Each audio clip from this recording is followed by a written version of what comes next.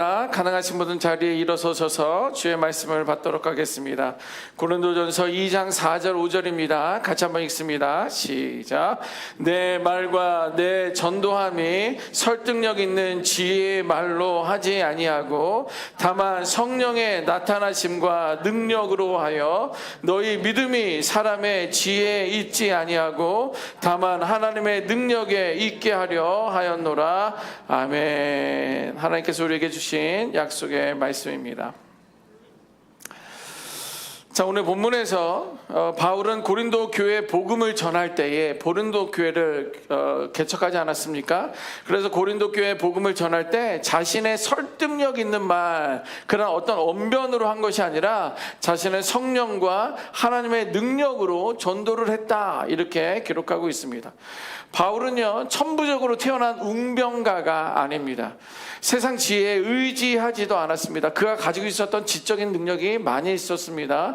그럼에도 불구하고 자신은 세상의 지혜에 의지하지 않았고 십자가의 복음을 성령의 역사하심으로 전했다라고 이렇게 고백하고 있습니다.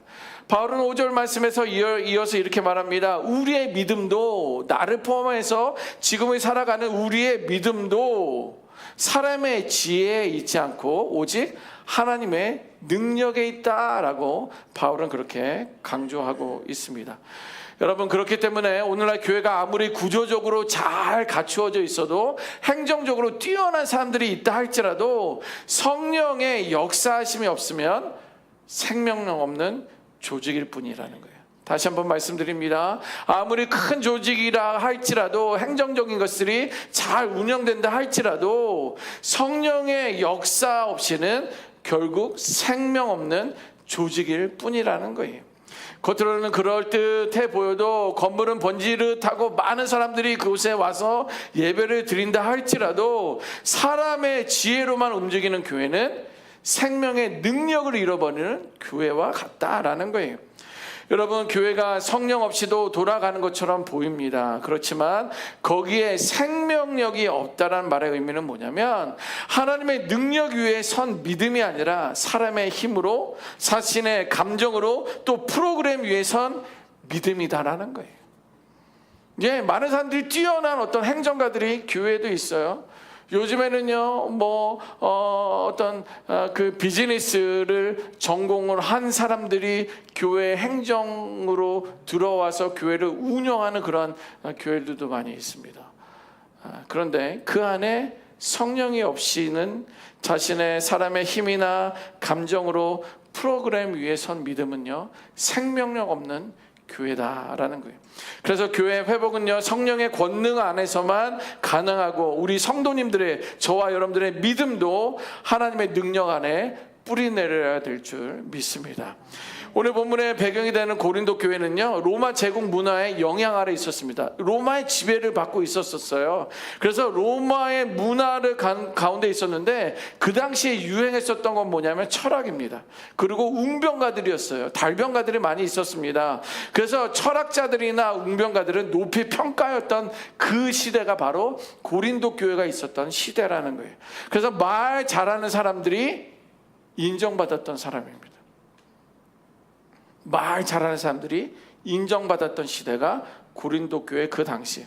자, 이런 배경 속에서 고린도전서 1장 12절에는요, 고린도 교회 안에, 그 교회 안에 나는 바울에게, 또 나는 아볼로에게, 또 나는 게바에게 라고 하면서 고린도 교회 지도자 중심의 분파 현상이 생겨난 거예요. 그러고 보니까 오늘 가지지기에 대해서 내 분파를 말씀드린 것 같은데, 그건 지역별로 나눈 거지 여러분들이 파벌을 나누라는 그런 건 절대 아닙니다. 그런데 고린도 교회 안에 나는 바울파야, 나는 아볼로파야, 나는 게바, 베드로에게 속해 있어 라고 하면서 지도자 중심의 분파 현상이 일어났습니다. 특히 그 중에서 아볼로는요, 장로님입니다. 아볼로 장로님은요, 사도행전 18장 24절에 보니까 성경에 이렇게 기록하고 있어요. 그는 언변이 뛰어나다. 그리고 성경에 능통한 자다. 예, 말도 잘했을 뿐만 아니라 성경에 대해서 능통한 사람이 아볼로 장로였다라는 거예요. 그래서 그의 지적 능력과 웅변은요, 시대가 요구하는 그 인물로서 적합한 사람이었습니다. 일부 고린도 성도들은요, 자연스럽게 아볼로 장로님의 스타일을 좋아했던 사람이에요. 그러니까 아볼로 장로님 지적이잖아. 아니, 말도 잘해. 역시 아볼로 장로야 이러면서 아볼로의 스타일을 더 선호했을 가능성이 참 많이 있습니다. 왜냐하면 시대 흐름이 그랬기 때문에 그래요. 말하자면 그는 사람들이 기대하는 설득력 있는 그러한 지도자였다라는 거예요. 자, 반면에 바울은 어떻습니까? 바울은요, 고린도전서 2장 3절 말씀을 보면 내가 너희 가운데 거할 때에 라고 말하고 있어요. 내가 고린도 교회에서 사역할 때에, 내가 고린도 교회를 개척했을 때에, 그들에게 복음을 전했을 때에 나는 약하고 두려워하며 심히 떨었다, 이렇게 말하고 있어요. 말을 그렇게 잘하고 언변이 뛰어나고 지적인 아볼로 장로가 그 교회에 있었으니 이 떨리고 약하고 말주변이 없는 바울에게는 좀 힘든, 그 사역이 힘들었다, 이렇게 성경에 기록하고 있어요. 이 이야기는 무엇입니까? 고린도 교회에서 복음을 전할 때 육체적으로 정서적으로 연약한 상태에 있었다라는 거예요. 누가? 바울이. 그리고 사역에 대해서는 책임감과 영적인 부담을 무겁게 느끼고 있었어요. 본인이 개척을 했으니 바울이 어떻게 해서든지 이 교회를 잘 세워나가기 위한 그런 것들이 너무 자기가 부담이 되었다, 성경이 그렇게 말하고 있어요. 책임감 때문에. 또 복음을 전하는 중에는 박해의 현실 속에서 단순한 불안이 아닌 깊은 긴장감과 떨림 속에 있었다라는 거예요. 예, 복음을 전할 때마다 끌려가서 맞기도 하고 40에 가만 한 번에 매를 몇 번이나 말하고 어디도 빠지고 힘들고 고통받는 어떤 그런 시간들 속에 자신은 늘 긴장할 수 있어, 긴장해야만 했고 떨린 가운데 살아갔다, 이렇게 이야기하고 있어요. 보세요, 아볼로는 세상 기준에서 매력적인 그러한 지도자였습니다. 반면에 바울은 약하고 비천해 보이는 모습으로 복음을 전했던 사람이에요. 그러나 바울은 단호하게 이 말을 이어서 합니다. 고린도전서 2장 4절 말씀에 내 말과 내가 전도한 것들이 설득력 있는 지혜의 말로 한 것이 아니라 다만 성령의 나타나심과 성령의 능력으로 했다, 이렇게 이야기하는 거예요. 나는 상대적으로 아볼로 장로에 비해서 비천하고 언변도 뛰어나지 않고 많은 복음을 전할 때, 교회를 세워나갈 때 스트레스와 두려움과 떨림이, 걱정이 내게 있었지만, 그러나 내가 복음을 전할 때, 말씀을 전할 때는 성령의 능력으로 나는 이것을 했다라는 거예요. 여러분, 바울이 의지한 것은요, 웅변도 감정적 설득도 아니었습니다. 오직 하나님의 능력으로, 성령의 역사하심으로 그가 복음을 전할 수 있었다는 거예요. 그렇게 약하고 떨리던 바울이었지만 바울은 이러한 경험을 했습니다. 어떤 경험입니까? 수많은 이방인 지역에 복음을 전하는 선교의 대사도의 그 반열에 올라갔던 사람이에요. 그리고 3차례에 걸쳐서 세계 여행을 하면서, 선교 여행을 하면서 교회를 개척했던 사람입니다. 고린도뿐만 아니라 에베소, 빌립보, 데살로니가, 로마에 이르기까지 복음을 전하러 다녔던 거예요. 여기서 비행기 타면 로마까지 몇 시간 걸립니까?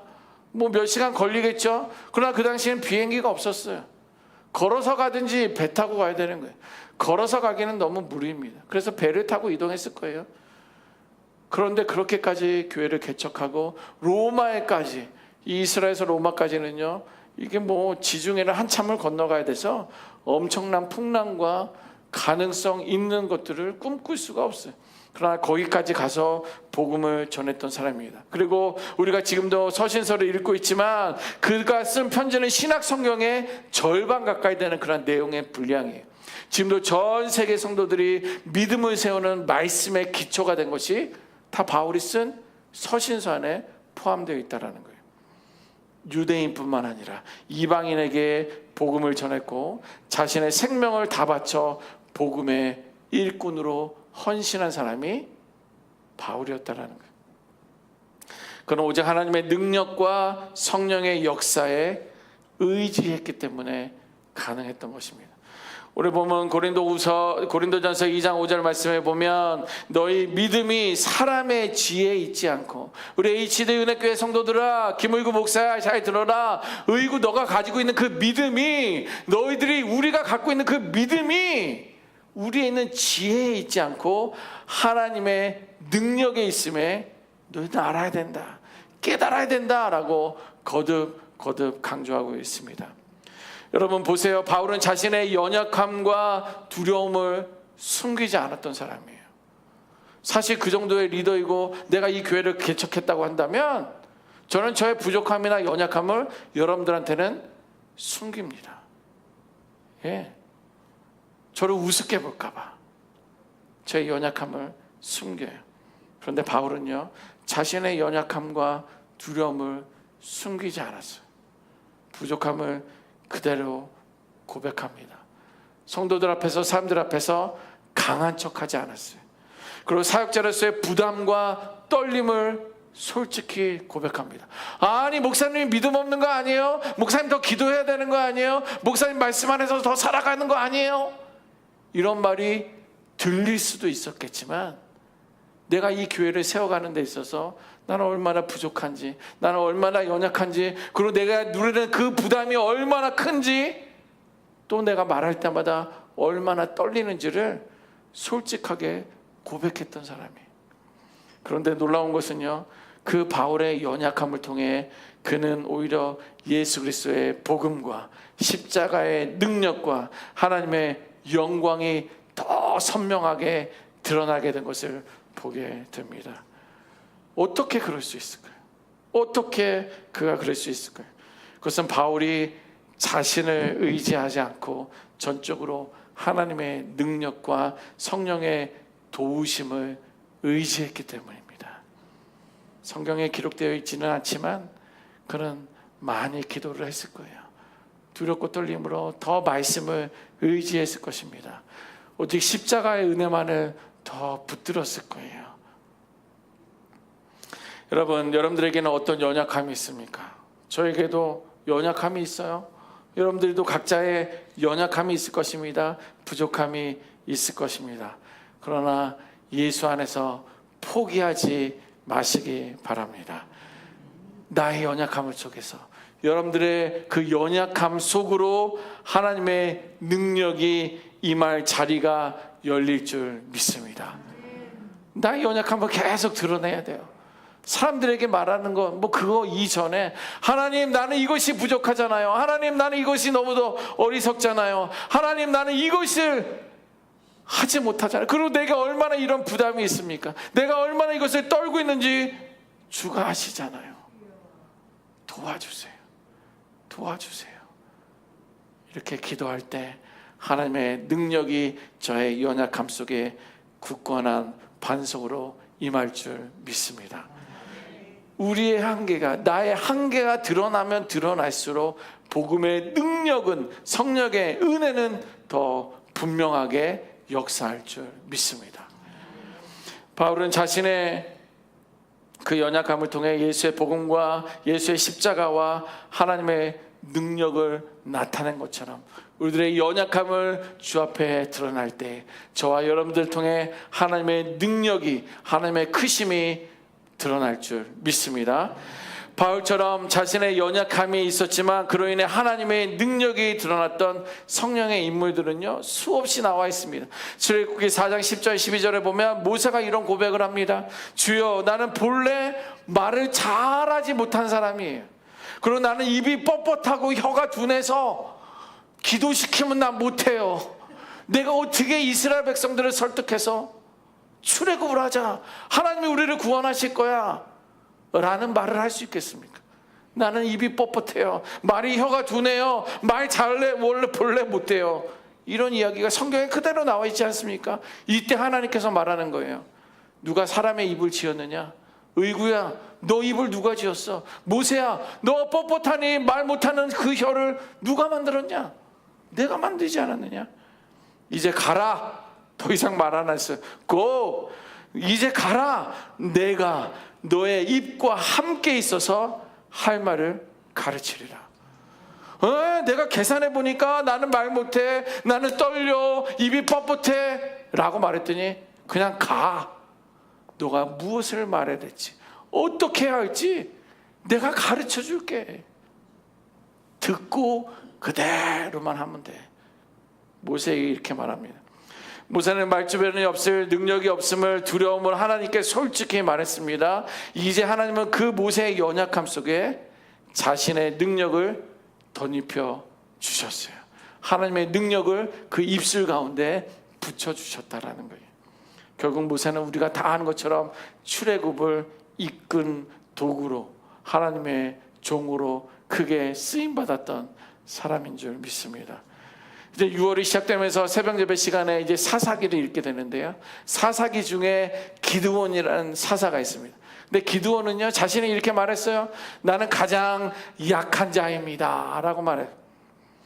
그러면서 사사기 6장 15절 16절에 이렇게 기록하는데, 보소서 나의 집은 므낫세 중에서 가장 약하고 나는 내 아버지 집에서 가장 작은 자입니다. 이렇게 이야기합니다. 하나님이 이제 기드온을 들어서 쓰려고 하니까 기드온이 그렇게 말하는 거예요. 우리 집안은 므낫세 중에서 가장 약해요. 그리고 나는 우리 집에서 가장 작은 자예요. 내가 어떻게 이스라엘 백성들을 구원할 수 있겠습니까? 또 이렇게 이야기하니까 자신의 조건으로는요, 이스라엘을 미디안의 손에서 구원할 수 없다라는 거예요. 그 전쟁을 내가 어떻게 해야 되겠느냐는 거예요. 사실 여러분들 12지파 중에서 므낫세는요, 장자 집안입니다. 뼈대 있는 집안이에요. 근데 그 집안에서 나는 연약하다, 나는 부족하다라고 말했던 것은요, 주의 능력이 내게 임하면 내가 할 수 있지만 내 상황으로는 아무리 장자 집안에 뼈대 있는 집안이라도 나는 할 수 없다라는 그런 자신의 연약함을, 겸손함을 주 앞에 올려드렸던 거예요. 그때 하나님이 이렇게 말씀하시잖아요. 내가 반드시, 내가 꼭, 내가 진짜로 너와 함께 하리니 내가 미디안 사람을 치기를 한 사람을 치듯 하리라. 네, 여기 우리 성도들이 있는데 한 사람을 넘어뜨리는 것처럼 여기 있는 사람들을, 미디안 사람들을 훅 치겠다라는 거예요. 아예 쓰레바지에다 빗자루로 담아서 버리겠다, 쓸어 버리시겠다고 하나님께서 말씀하신 거예요. 와, 엄청나지 않습니까? 여러분, 기도는 스스로를 너무 작고 보잘것없는 사람이라고 여겼지만 하나님은 그가 약함 가운데 함께 하셨고, 결국 기도는 300명의 더 많은 사람들이 있었지만 줄여서 300명만 가지고 수만 명의 미디안 군사들을 이긴 믿음의 용사입니다. 이것이 믿음이에요. 이것이 믿음의 용사이고요, 이 믿음을 통해 나의 믿음이 드러나는 것보다 하나님의 영광이 드러나는 줄 믿습니다. 여러분, 이같이 모세의 말이 어눌하고 기드온은 가장 약한 지파에서 가장 작은 자라고 고백하고, 바울은 몸이 약하고 아주 오해받고 두려운 가운데, 떨린 가운데 있다라고 고백을 하고 있지만, 하지만 그들의 그 연약함은 실패의 이유가 아니에요.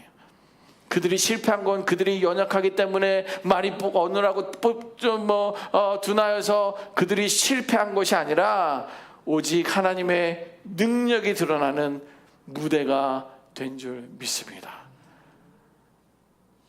좀 기대가 됩니까? 좀 신나요?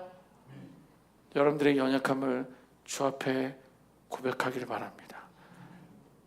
나의 연약함을 통해 하나님의 일하심을 보게 될 것이고 경험하게 될 거예요. 우리의 신앙생활도 마찬가지입니다. 여러분들 자기 개발이나 세상의 지식에 근거할 수 있어요. 그러나 오직 하나님의 능력 위에 서야 될 줄 믿습니다. 사람이 아무리 뛰어난 지혜와 경험을 갖췄어도 궁극적인 구원과 변화는요, 하나님의 능력으로 이루어지기 때문에 그런 거예요. 따라서 우리는 스스로의 실력에 의지하기보다 하나님께 맡길 수 있는 우리가 되어야 될 줄 믿습니다. 왜냐하면 복음은 우리의 능력이 아니라 하나님의 능력으로 역사하는 것이기 때문에 그런 거예요. 그리고 이 복음의 능력은 단지 말로 붙이는 것이 아니라 반드시 삶의 변화로 드러날 줄 믿습니다. 옛날에 방탕했던 사람이 거룩해지는 것도요, 그리고 사회적 모범이 되는 것처럼 우리의 삶 속에서도 하나님의 능력을 경험할 수 있는 우리 모두가 되었으면 좋겠습니다. 이민자의 삶 속에서 불가능해 보이는 것들, 여러분들 30년 40년 동안 이민 생활을 해오지 않았습니까? 이민자의 삶 속에서 불가능해 보이는 상황에서 용서와 화해가 일어나고 기도를 통해 상처가 치유되고 그리고 서로 나눔을 통해서 성령의 능력이 드러나게 될 줄 믿습니다. 그렇게 사람의 지혜가 아닌 성령의 능력으로 경험하고 고백하고 날마다 영광 돌릴 수 있는 우리 모두가 되시기를 주님의 이름으로 축원합니다. 아멘. 기도하겠습니다. 그렇습니다. 하나님,